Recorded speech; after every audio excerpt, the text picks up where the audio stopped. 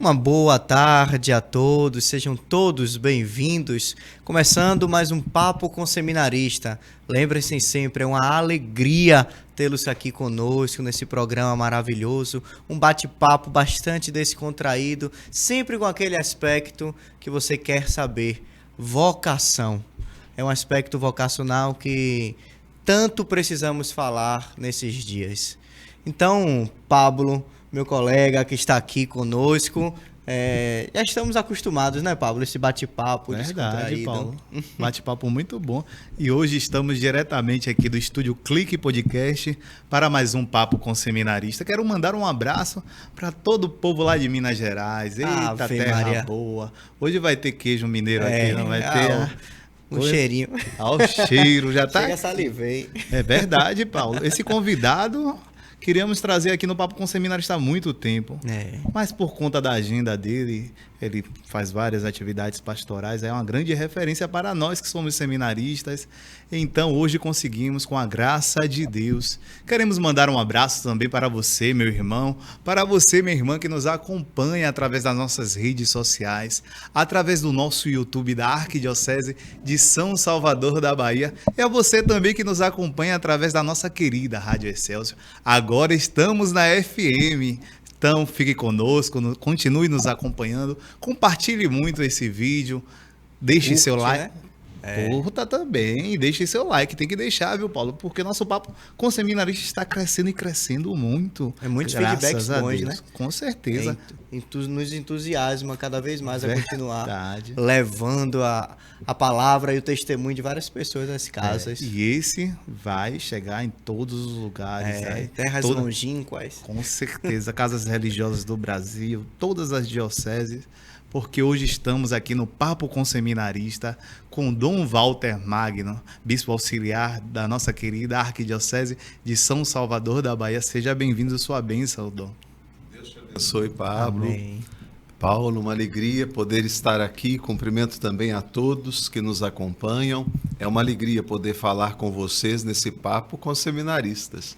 E assim possamos, de fato, passar esse momento com alegria, manifestando também aquilo que é a vontade de Deus na vida de cada um de nós. Em um Papo com Seminarista com referencial para os seminaristas.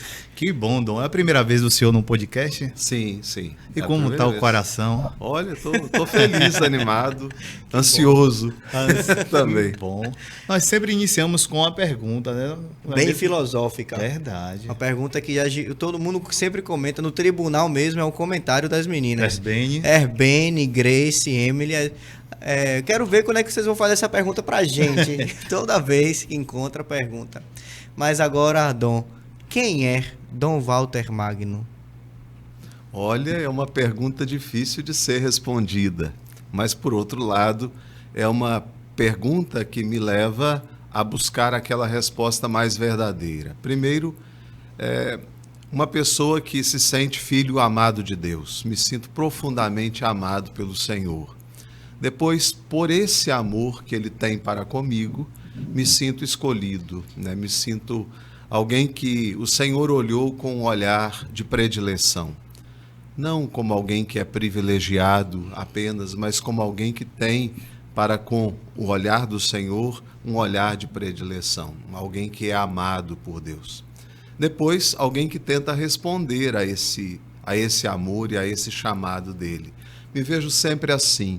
Uma pessoa que tenta responder ao chamado do Senhor no dia a dia da vida, em meio àquelas que são fragilidades, dificuldades que são próprias da minha vida, e o Senhor conhece todas elas, melhor do que eu mesmo, mas Ele sabe da sinceridade do meu coração, Ele sabe do meu esforço em responder ao seu chamado, em meio às incoerências que fazem parte também da minha vida. Então, eu sou este homem agraciado por Deus, escolhido por Ele, e que é muito feliz na vivência da própria fé e no testemunho que eu procuro dar desse Deus que é amor e também dessa resposta generosa que eu tento dar no dia a dia da vida. Nem sempre consigo, mas o desejo é sempre esse, de responder com generosidade ao amor do Senhor. Que lindo, Dom. Dom, o senhor vem de uma família católica. Como foi os primeiros passos do Dom Walter, ainda bem jovem, na igreja ou depois? Aqui temos várias histórias diferentes de pessoas que às vezes se encontrou com o senhor de uma determinada idade, já mais maduro. Outros vêm de berço. Eu queria saber do senhor, como foi esse primeiro passo, esse primeiro contato com a igreja? Vocês disseram logo na abertura, falando, recordando Minas Gerais. Eu sou mineiro do interior de Minas, eu sou da arquidiocese, natural da arquidiocese de Mariana, que é a sede primacial de Minas, é a primeira diocese de Minas Gerais. Eu venho de uma cidadezinha pequena, com cerca de 5.000 habitantes, pequenininha, chama-se Capela Nova. É uma cidade onde os meus pais vivem, a paróquia Nossa Senhora das Dores. E ali eu pude viver meus primeiros passos. Ali eu pude experimentar primeiro o amor da minha família. Você perguntou, Pablo, se minha família é uma família religiosa. Sim. Como a maioria das famílias do interior de Minas são famílias muito religiosas. E a minha família é toda ela católica. Desde pequeno eu fui crescendo nessa experiência familiar de uma família essencialmente católica. Tive uma influência muito forte do meu avô materno. Meu avô era um ministro da Eucaristia, fui um dos primeiros ministros da comunhão extraordinários da comunhão eucarística, e ele passou para todos nós, especialmente para mim, todos esses valores da vivência da fé. Então, na comunidade onde meus pais moravam, não havia missa toda semana. Então, nos domingos ele reunia a comunidade, ele presidia a palavra de Deus, e eu fui crescendo neste ambiente. Então, num seio católico, né? Os meus pais, ainda hoje, participam muito da vida da igreja, graças a Deus, meus irmãos também, e eu fui desde pequenininho, então, sendo criado neste contexto, um contexto familiar de grande religiosidade. Me lembro de, ainda pequeno, aprender a poder viver a experiência da oração, a oração do terço, que era rezada à noite, em família. Então, esse é o contexto que brotou a minha vocação. Depois, muito cedo, ainda nos primeiros anos de vida, logo lá 5 anos, talvez 6, quando me perguntavam o que eu queria ser quando eu crescesse, eu respondia que queria ser padre. Já com 5, 6 anos. Já, desde pequenininho, né? E aí isso foi sendo alimentado no meu coração. Depois, durante um certo tempo, esse desejo ele ficou escondido. Quando eu comecei a frequentar a escola, os colegas, então nem sempre eu manifestava esse desejo. E aí eu comecei a sonhar com muitas outras coisas, né? Em ser piloto de avião, essas coisas muito próprias. Exatamente, essas coisas muito próprias da infância, né? Mas no início da minha adolescência, então voltou forte ao meu coração esse desejo de ser padre. E aí eu ingressei no seminário da Arquidiocese de Mariana com 14 anos. Muito jovem, né? Muito seminário cedo. Menor ainda. Seminário menor. Naquela ocasião, Mariana tinha um seminário menor muito forte, então acolhia os meninos para o ensino fundamental ainda, né? Então eu fui para fazer o ensino médio, eu fui depois do fundamental, mas ainda havia, a minha turma ainda tinha 2 padres, hoje são padres, mas 2 colegas que tinham vindo ainda do ensino fundamental oferecido no seminário. Então eu fui para o seminário no ano de 1989. Foi o ano que eu cheguei no seminário de Mariana para fazer o 2º ano do ensino médio. Então foi essa a minha experiência inicial. De lá não saiu, só saiu como padre. De lá saí como padre. É interessante porque o senhor fala dessa experiência familiar. A experiência também comunitária, a referência do avô do senhor, o avô materno. Isso é muito importante para os jovens hoje em dia, porque eu vejo muitas histórias de jovens vocacionados e às vezes jovens que têm medo de ingressar no seminário ou que entram no seminário sem essa experiência de comunidade. Eu queria que o senhor falasse, comentasse em cima da história do senhor, que o senhor teve uma experiência muito rica Qual a importância, de fato, para o jovem hoje que nos assiste, que nos ouve através da Rádio Excelsior também, dessa experiência de comunidade, essa experiência familiar, como local de amadurecimento para a vocação? Porque muitos esperam fatos extraordinários, cair um raio, o Nosso Senhor quebrar uma árvore para sentir esse chamado. Mas Nosso Senhor fala ali no meio da família e no meio da comunidade. Quando a gente olha para as vocações, especialmente na Sagrada Escritura, a gente percebe que o jeito do chamado que Nosso Senhor faz, especialmente na Nova Aliança, é um jeito muito simples. Jesus passa à beira do mar, vê pescadores, homens consertando as redes, os chama. Vê o outro que estava na coletoria de impostos e o chama. Não há nenhum chamado assim feito de forma extraordinária, com um sinal, como você diz. Porque Deus usa deste mecanismo, deste meio, que é o meio humano. Ou seja, Ele alcança a nossa vida do jeito que somos. Então, a mim, Ele alcançou ainda menino. Mas há outras pessoas, outros jovens, que Ele alcança do seu jeito. O tempo é de Deus. O jeito de chamar é do Senhor. Me lembro, por exemplo, de acompanhar como formador no seminário jovens que chegavam sem nenhuma experiência religiosa. Às vezes se despertavam para esse chamado e, ao mesmo tempo, ao longo do processo, foram amadurecendo essa experiência de fé. O que eu quero dizer com isso? O dom da vocação, que é plantado no coração de cada um pelo Senhor, acontece do jeito de Deus. Então não há uma receita pronta. Na minha vida foi assim, quando era criança, no contexto familiar religioso. Mas isso não significa que um jovem que não tenha uma fundamentação religiosa na sua família não se desperte para a vocação, porque Nosso Senhor pode chamar a quem Ele quer. Agora, é muito importante que haja, claro, esta vivência eclesial. Aliás, hoje os tempos são outros. Quando eu entrei no seminário em 1989, ou seja, hoje o modo de acompanhar uma vocação é outro. Hoje, por exemplo, uma das condições que a gente coloca para acolher um jovem no seminário é que ele tenha uma inserção na vida comunitária, ou seja, que ele participe da vida da igreja. Não é de uma hora por outra. Quando um jovem diz, eu quero ser padre, a gente pergunta, você participa da sua comunidade? Você atua lá na sua comunidade? Você colabora em algum serviço comunitário? Não, ainda não. Aí a gente diz, então comece lá. Então é a hora de você começar. Ou seja, hoje o contexto vocacional e o modo com que a gente aborda a vocação é diferente, porque para cada tempo tem o seu próprio modo de abordar e de viver e de amadurecer a vocação. Mas é fundamental a presença, o apoio da família. Isso é muito importante, né? Claro que pode acontecer de forma diversa, mas o normal é que uma vocação surja nesse ambiente, fruto da oração de uma comunidade de fé. Dom, o senhor comentou sobre o seminário menor, que o senhor foi para terminar o segundo ano do segundo grau. Muita gente em casa não sabe o que é esse seminário menor. O senhor poderia explicar? Sim.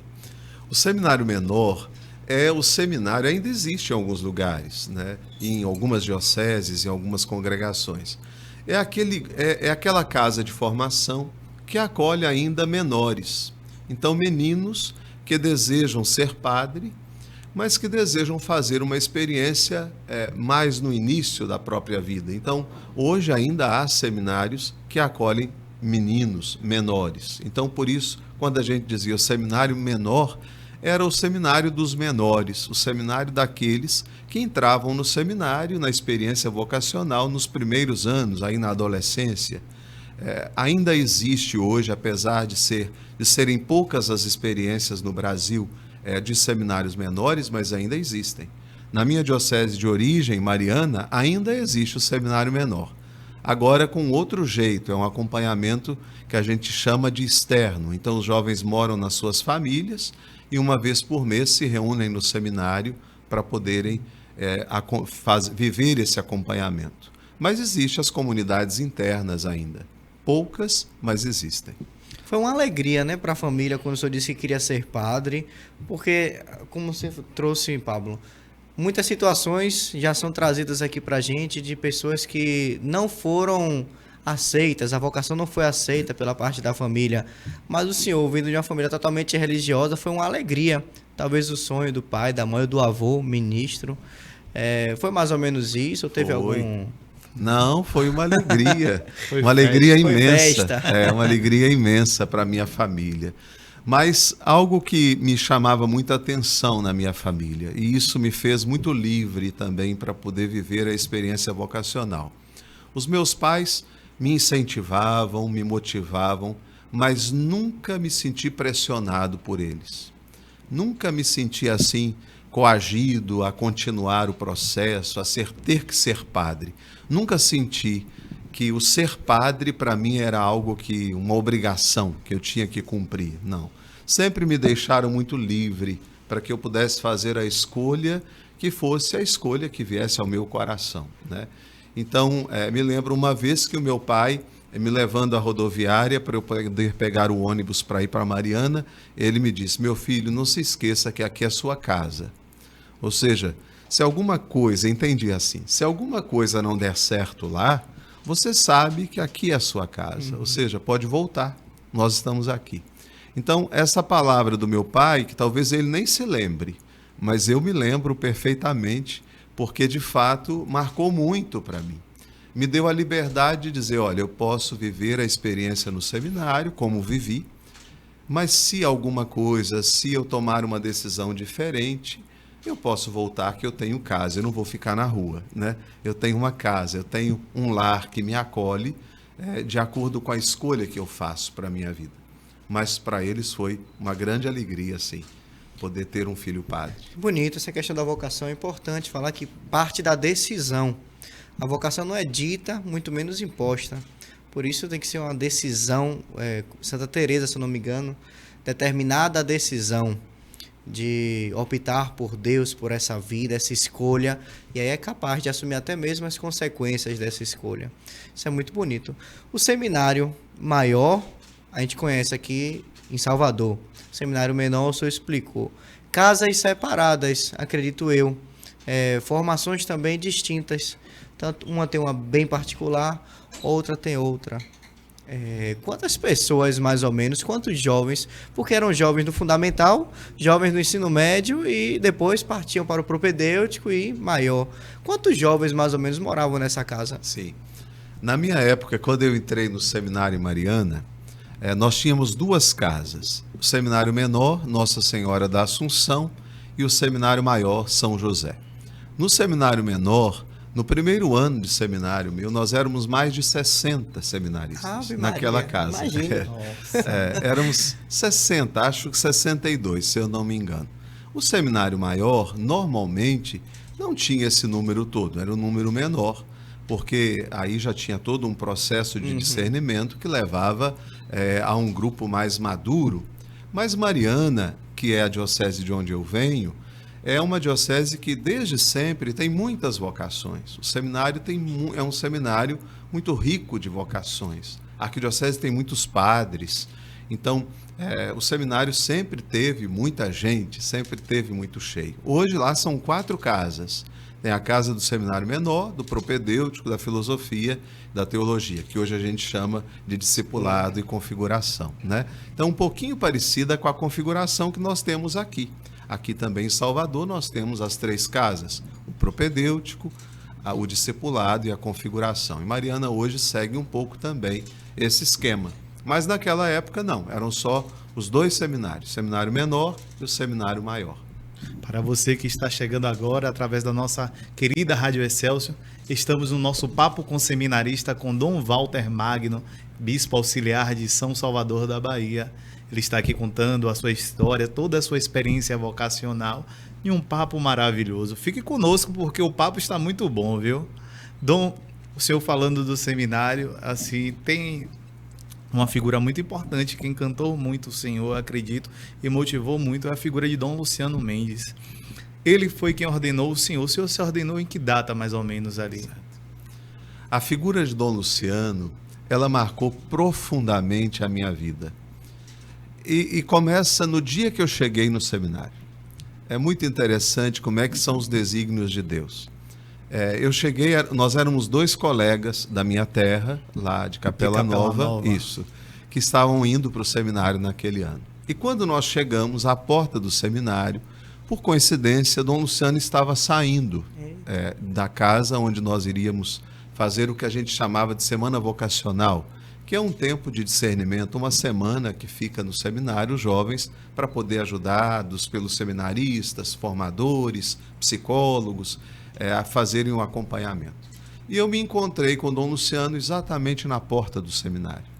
E ele disse: ô meu filho, eu era um menino ainda, né, com 14 anos, tímido, então tinha até cabelo naquela época. Tempo bom, né? Tempo bom. Então, naquela ocasião, Dom Luciano me acolheu na casa. E ele disse: olha, vem, eu vou te levar lá dentro da casa, te apresentar, porque não tinha nenhum seminarista por ali naquela ocasião. Então ele me conduziu para casa e ali me acolheu no seminário. Então acolheu literalmente, não só como bispo, mas me acolheu naquela casa, na primeira experiência que eu fiz no seminário.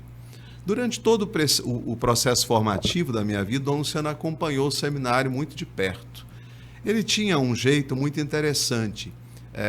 Ele ia ao seminário com bastante frequência, apesar de ter muitos compromissos, mas ele ia, se reunia com os seminaristas, a gente tinha muita liberdade até para partilhar também algumas coisas com ele, conversava conosco.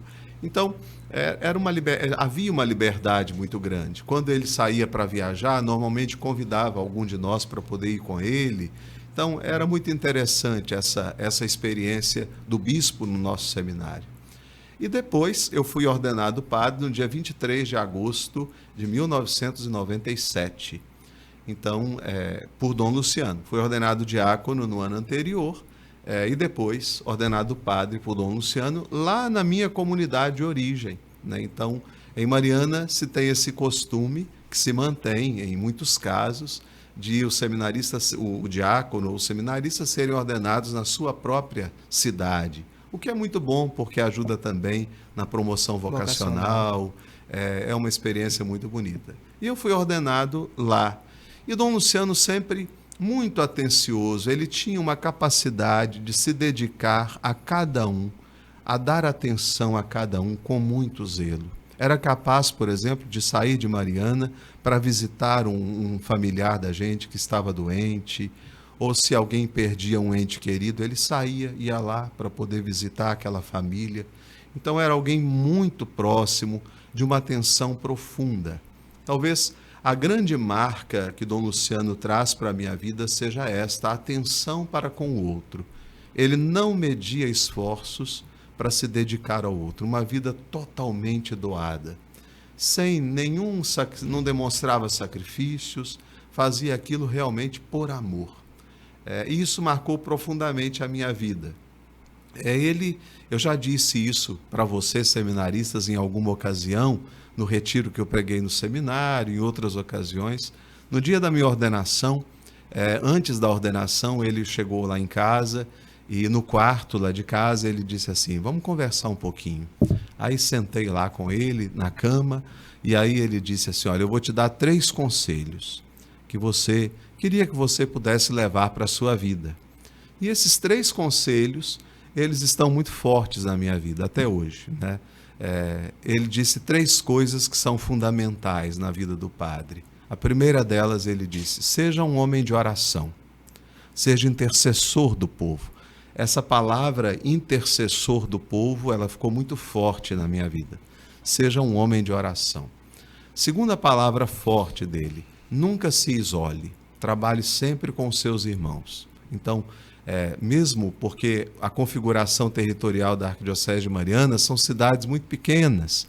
Então, às vezes, o padre fica lá naquela cidadezinha, sozinho, e ele dizia: não se isole, trabalhe sempre com os outros. E depois, uma terceira palavra linda também, ele disse: não maltrate o povo já sofre tanto, que você seja alguém que ajuda o povo e não maltrate, nunca maltrate o povo.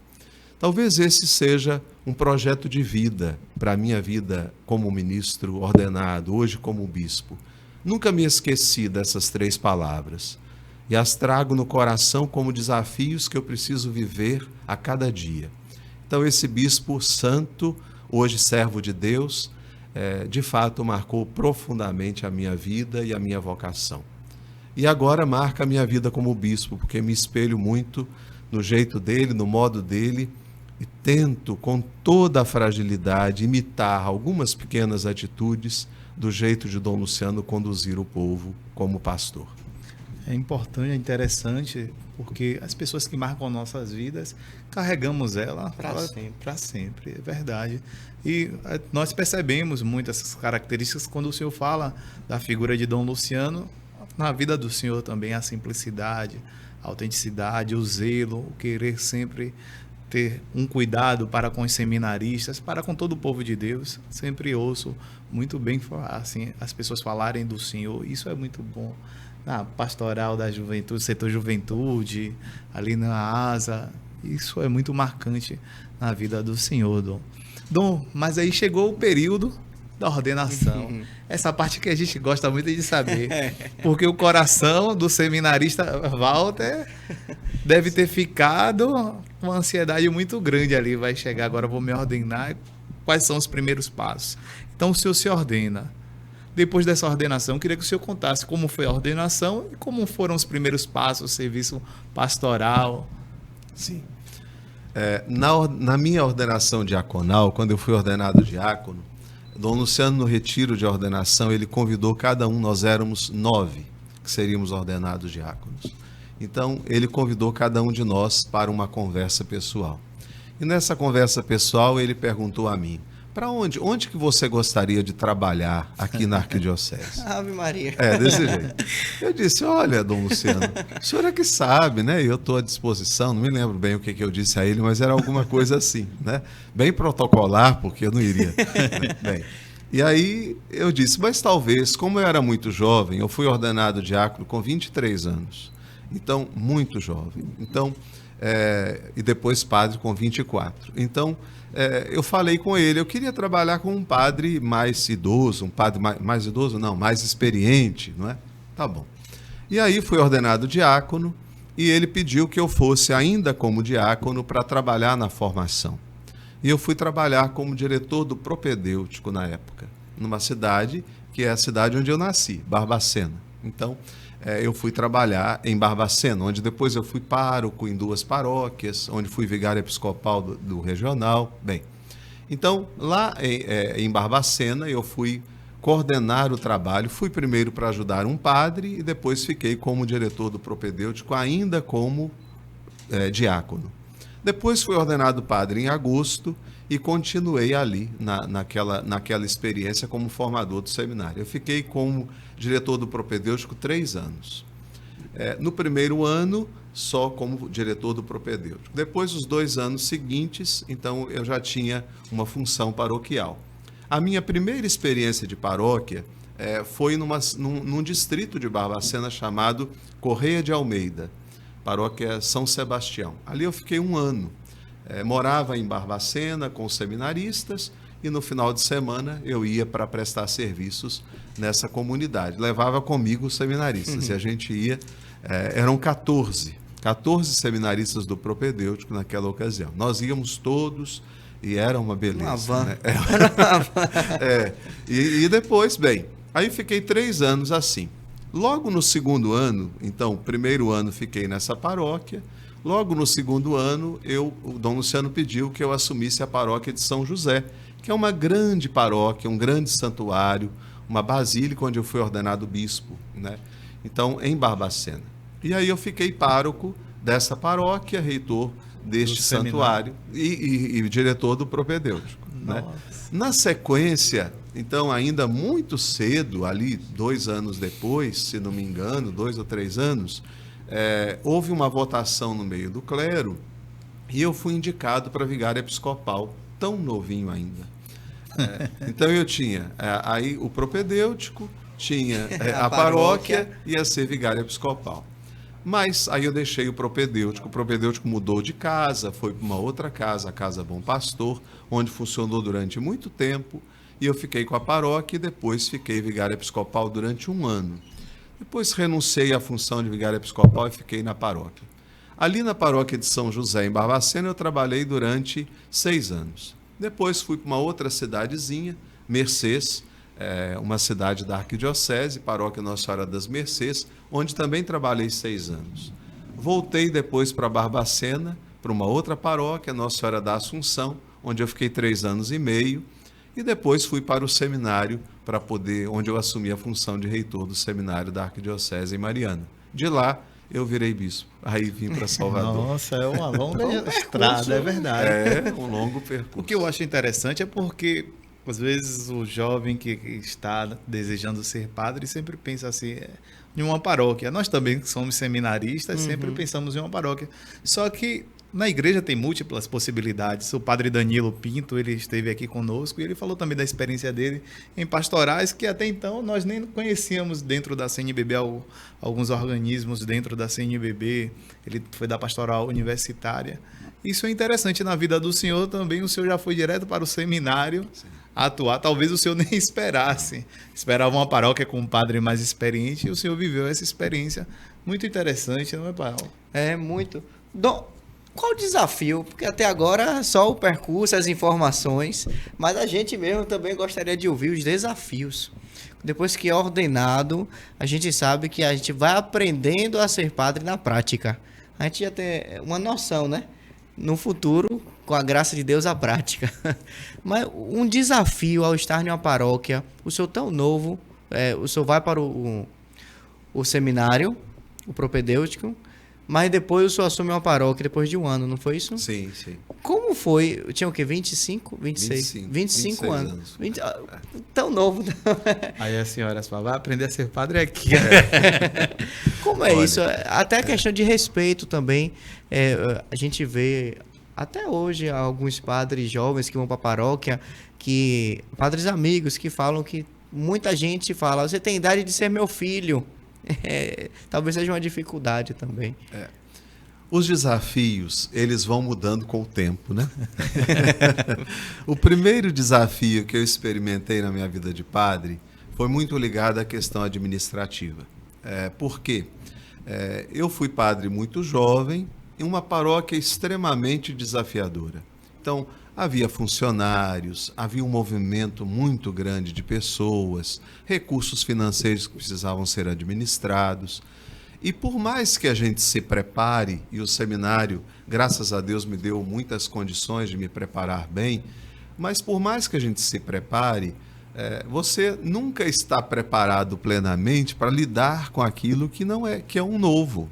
Então, de repente, você é colocado à frente de uma paróquia, tem que responder a uma série de responsabilidades e você, às vezes, se sente meio que perdido. O primeiro desafio foi esse, muito no campo administrativo. No campo pastoral, eu não percebi, assim, grandes desafios no primeiro momento, não.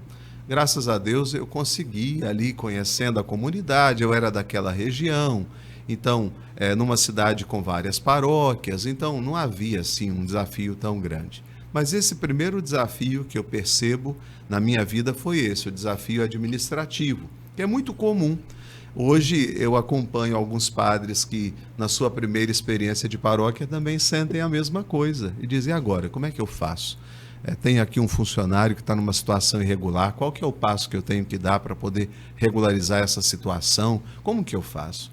Enfim, eu fui me cercando, isso me ajudou muito a vencer o primeiro desafio, fui me cercando da presença dos leigos. Então, na paróquia onde eu fui pároco, a primeira paróquia de São José, havia um conselho econômico muito forte. O padre anterior tinha constituído este conselho e os leigos me deram muita condição de levar à frente a missão. Primeiro, por ser muito novo. Segundo, por não ter experiência alguma. Terceiro, pelo desafio daquela realidade paroquial. Então, o conselho econômico da paróquia, para mim, foi fundamental. Me ajudou a vencer esse desafio. Depois, ao longo da vida, foram surgindo outros desafios, né? Hoje, como bispo, eu tenho outros, né? Mas naquela primeira ocasião, o desafio muito forte foi a questão administrativa. Tá vendo, povo de Deus? O padre não é só estar ali celebrando a missa, também tem essa parte administrativa que pega, né, Pablo? Verdade. Tinha um colega de seminário que ele falava, na prática a teoria é outra. Porque estudamos, mas tem essas questões trabalhistas que envolvem não só o saber, mas também como lidar.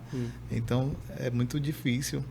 Mas, Dom, queremos chegar agora sobre a ordenação episcopal. É verdade, Paulo. O senhor foi nomeado bispo. E aí, como foi, mais uma vez, como esse coração respondeu diante dessa expectativa? Como foi que o senhor recebeu essa notícia? Olha, essa foi uma das experiências mais profundas e talvez, no primeiro momento, meio traumática. Porque é um desafio muito grande, né?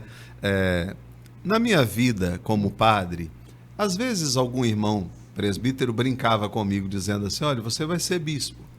E eu nunca alimentei isso em mim.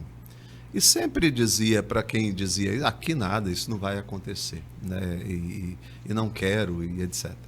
Depois eu fui, na minha vida, fui administrando essa brincadeira, uma palavra ou outra, talvez pelas funções que eu exercia na arquidiocese. Então, eu nunca alimentei e sempre interiormente eu fui construindo uma resposta para dizer não, se algum dia, por acaso, esse convite chegasse. E nós estávamos em plena pandemia. Então, no dia 13 de outubro de 2020, eu estava no seminário, os seminaristas tinham passado um longo período fora do seminário, né? Tiveram que sair do seminário, e aí, 2021. Então, 2020 mesmo. 2020. Então, os seminaristas voltaram e no dia 13 de outubro eu recebi um telefonema da nunciatura dizendo, assim, muito simples o telefonema. O Papa Francisco te nomeou bispo auxiliar de São Salvador da Bahia. Simples assim. E dizia que eu tinha um tempo para poder dar uma resposta, né? Eu tinha 24 horas para dar a resposta, né? E aí eu fui rezar, e não podia partilhar com as pessoas, porque aí não é possível, né? A nunciatura pede que a gente não converse, que não diga para ninguém, mas eu disse pelo menos para um padre da formação, que me ajudou, foi meu reitor durante o tempo do seminário, e depois foi meu colega como formador, então, Monsenhor Celso, eu partilhei com ele essa experiência que tinha recebido essa notícia da nunciatura. E naquele primeiro dia eu não consegui responder. Então eu fiquei pensando o dia inteiro. Chegou no outro dia e eu pedi à nunciatura mais um tempo para poder responder. Eu respondi 2 dias depois. Então no dia 15 de outubro, dia de Santa Teresa, então no dia 15 de outubro eu respondi à nunciatura dizendo da minha aceitação. Esse primeiro momento foi um momento assim de espanto. Quando eu digo trauma, é mais espanto, de dizer, meu Deus, para onde eu vou? Estou indo para um lugar... Eu nunca tinha vindo a Salvador, não conhecia ninguém daqui de Salvador, nem o cardeal, não conhecia ninguém. Nenhuma pessoa que me lembrasse, conheço um padre, ninguém eu conhecia. Então, era uma experiência completamente nova para mim, né? E depois, naquela noite que eu respondi sim ao pedido do Santo Padre, a nomeação do Santo Padre, então eu fui abrir o site da Arquidiocese. E aí logo que abri o site, então tinha a foto de Santa Dulce dos Pobres, porque naquele ano, dia 13, estava comemorando 1 ano da sua canonização. Então eu fui chamado para ser bispo no dia que se completou 1 ano da canonização de Santa Dulce. Isso para mim foi um sinal de Deus, que me animou a poder responder sim, vir, conhecer, amar essa igreja e aqui servir, né? Foi um pouco dessa experiência primeira do chamado. Olha, a pandemia mudou, demonstrando emoções, né? Apresentando emoções. É difícil, acredito que seja muito difícil. Mas Paulo falou sobre os desafios no seminário. Eu queria saber do senhor os desafios enquanto bispo, porque o senhor é bispo em um tempo totalmente diferente do de Dom Luciano. Ele tinha os desafios do tempo dele, tinha aquela igreja, vivia uma efervescência onde o bispo falava, saía em todos os meios de comunicação. Daqui a pouco o senhor vai falar um pouco mais. Mas hoje, Dom, o senhor enquanto bispo, assim, o senhor vê muitos desafios nessa sociedade que cada vez mais vai se secularizando. Como lidar com isso também? Meu irmão, penso que o primeiro desafio seja exatamente esse que você apontou. Como anunciar Jesus Cristo em uma realidade cada vez mais distante do projeto salvador de Cristo. Esse talvez seja o grande desafio. E para podermos responder a esse desafio, algo se torna para mim essencial, é a capacidade do diálogo. Foi o tempo em que nós anunciávamos o Evangelho e a pessoa acolhia a mensagem do Evangelho assim de forma muito dócil. Esse tempo passou. Então hoje nós precisamos, para podermos evangelizar bem, e o Papa Francisco tem nos ensinado muito isso, nós precisamos ser capazes do diálogo, abertos ao diálogo, abertos ao diferente, sem nunca renunciarmos àquilo que são as verdades próprias da nossa fé. Quando a gente vai evangelizar, nós não vamos assim, levando uma palavrazinha que veio à minha mente, uma ideologia que eu acredito. A gente leva para as pessoas uma pessoa, Jesus Cristo. E o anúncio que fazemos é o anúncio dele, da pessoa dele, dos seus ensinamentos, da sua palavra. Mas esse anúncio, ele precisa cada vez mais ser feito respeitando a realidade do nosso tempo. Ou seja, numa capacidade de diálogo, de abertura com essa realidade, em vários campos. Um deles é esse campo que nós estamos aqui, os meios de comunicação. Quando eu fui ordenado padre, o grande meio de comunicação que nós tínhamos era a televisão. Então, quem não estava na televisão não alcançava a vida das pessoas. Hoje já não é mais. Hoje, as redes sociais, a internet abriu um horizonte imenso que nós precisamos aproveitar. Então, é louvável a iniciativa desse podcast, é louvável as iniciativas que surgem, porque a gente alcança a vida das pessoas assim, levando a mensagem do Evangelho, dialogando com esta realidade. Esse é o primeiro grande desafio.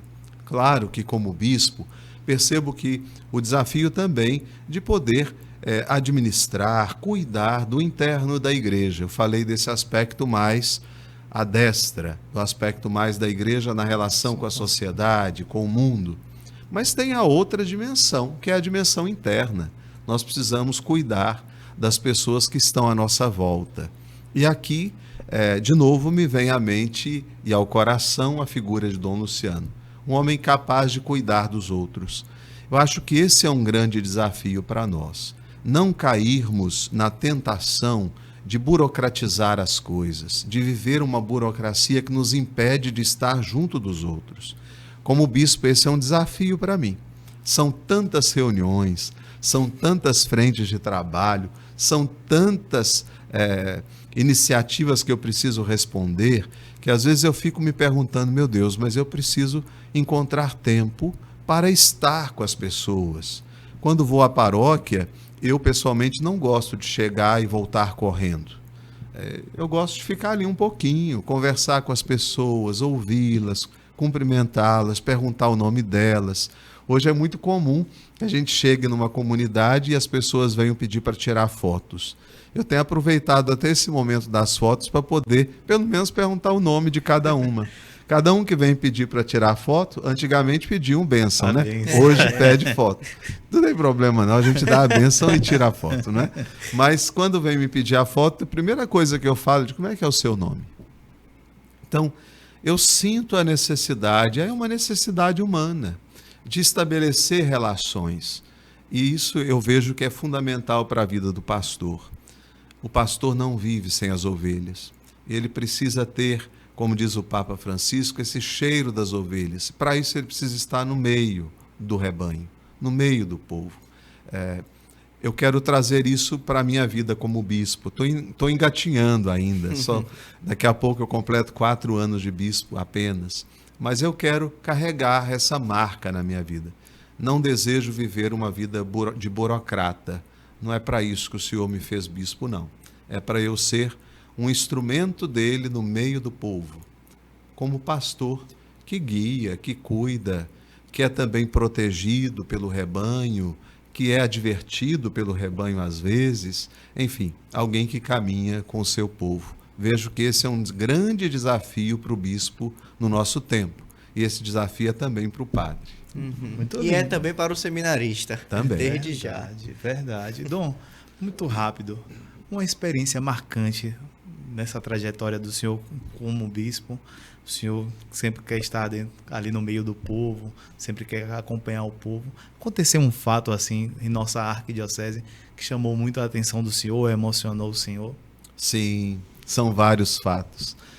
A mim sempre cativa muito as experiências, diria assim, de maior sofrimento das pessoas. E eu tive algumas experiências assim de poder estar junto com pessoas em situação de grande vulnerabilidade. Um fato que me marcou profundamente foi uma ida minha ao projeto Levanta-te e Anda. Quando o projeto Levanta-te e Anda, quem não conhece, vale a pena conhecer. Aqui em Salvador, esse projeto cuida de pessoas em situação de rua. E quando o projeto fez 15 anos, então o padre João e o Henrique, que cuidam desse trabalho, irmã Lena, me convidaram para poder ir lá e conversar um pouquinho com as pessoas que são atendidas pelo projeto. E eu fui, foi uma experiência simples, mas que me impactou muito fortemente. E ali, ouvindo as pessoas, conversando com um, conversando com o outro, um daqueles senhores me disse uma frase que depois foi até interessante. 1 ano depois, no Dia Mundial dos Pobres, nós usamos a mesma expressão inspirados pelo Papa Francisco. Mas aquele homem me disse assim, a grande dor que a gente sente estando na rua, claro que ele falou do jeito dele, é de nós não sermos vistos. Não é de alguém não me dar uma ajuda, de alguém não dizer que não pode me ajudar, mas é de alguém me ignorar. Essa palavra, naquele contexto, me impactou muito. E eu aprendi uma grande lição naquele dia, de que eu não posso ignorar o irmão, independente de quem seja essa pessoa. O outro é meu irmão, e ele não pode ser nunca ignorado. Pelo menos, ele precisa ser olhado com amor. Então, se eu não consigo ajudar a pessoa, se eu não consigo tirá-la daquela situação, eu preciso ao menos olhar para ela com amor.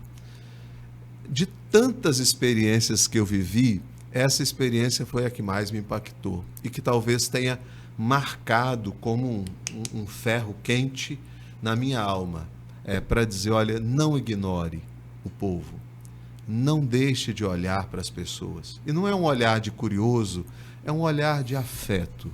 As pessoas se sentem assim, quando você olha para elas com amor. Não é um olhar de quem condena, é um olhar de afeto, que não está querendo tirar nada, nem oferecer nada, simplesmente um olhar. Eu penso que nós precisamos trabalhar muito isso na sociedade de hoje, porque a sociedade vai nos brutalizando, vamos ficando embrutecidos, incapazes de gestos de afeto. E nós precisamos ir contra a maré, não podemos ir nesta estrutura da sociedade, ao contrário, precisamos fazer o inverso. Precisamos estender a mão, precisamos olhar para aquele que precisa e precisamos viver essa experiência profunda de amor. Um grande exemplo que temos é Santa Dulce, que foi contra totalmente essa lógica perversa que existe em nossa sociedade. É interessante, estamos chegando ao final do nosso podcast. Que hora quem ficou impactado fui eu aqui. Olha, muito rápido. Tá vendo, Dom? Passa. Eu tenho que confessar que quando eu cheguei aqui, eu pensei assim, meu Deus, até passar 1 hora. Vai demorar. Tão rápido. Mas passa rápido, tá vendo? É um papo maravilhoso, né, Dom? Sim, muito bom. Eu agradeço muito a oportunidade. Dom. É bom que o senhor já sinta-se convidado para uma segunda parte. Parte 2 com Dom Walter. Agora, se você quer parte 2 com Dom Walter, deixa o like, comenta bastante aí. E compartilha. É verdade. Vai deixando aí o seu like. Dom, rapidinho aqui para a gente terminar. Lucas vai colocar aqui alguns personagens aqui e o senhor vai ver se tem alguma representação na vida do senhor ou não. Dom Luciano, já falei, não é? Um homem que marcou profundamente a minha vida como bispo, como pai. Verdade. Dom, tem uma frase dele que o senhor uma vez falou comigo, quando ele foi transferido, que o povo perguntava, Dom, o senhor foi transferido para... E ele falava... ele disse, quando ele saiu, ele era bispo auxiliar de São Paulo e foi transferido para Mariana, e diziam que era uma forma assim de depreciar a figura dele, né? E aí um repórter perguntou para ele se ele não se sentia assim, menosprezado, de ir para o interior de Minas. E ele respondeu assim, onde há povo, há razão de ser pastor. Forte. Então, Dom Luciano Mendes aqui na nossa tela do Papo com Seminarista, para você que nos escuta através da nossa querida Rádio Excelsior. Próximo, Lucas. Nossa. Papa Francisco. Papa Francisco. Um homem que, de fato, nos ensina o caminho da misericórdia. É, de fato, um homem que vive o lema dele, né? A graça de poder ser misericordioso. Tem conduzido a nossa igreja com tanta sabedoria, com tanta simplicidade. É criticado tanto por isso, mas é um homem inabalável, né? Nada o abala. Ele vai em frente, vai fazendo as suas propostas, apresentando aquilo que ele, inspirado pelo Espírito de Deus, conduz à igreja. Então, é de fato um homem da misericórdia, do amor, que nos ensina esse caminho para a nossa vida. Amém, Dom. E agora, Dom, para todas as pessoas que nos acompanham agora através do nosso Papo com Seminarista, gostaria que o senhor deixasse uma mensagem ali olhando para aquela câmera. Estamos no ano da esperança, estamos vivenciando o Jubileu de Esperança. Eu também queria pedir, Dom, diante desse papo, foi muito especial, meu coração está bastante emocionado de certa forma. Queria que o senhor também falasse para os padres que nos acompanham. É uma realidade na nossa sociedade atual, infelizmente, muitos padres com quadros depressivos, sem esperança. E eu percebo que o senhor é um padre, é um bispo repleto de esperança, repleto de sentido. Queria que o senhor deixasse também uma mensagem para esses padres, esses pastores, freiras, todos os religiosos que nos acompanham também.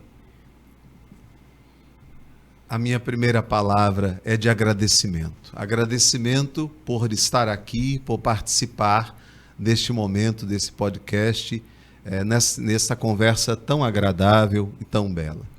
Primeiro, dizer uma palavra que para mim é fundamental.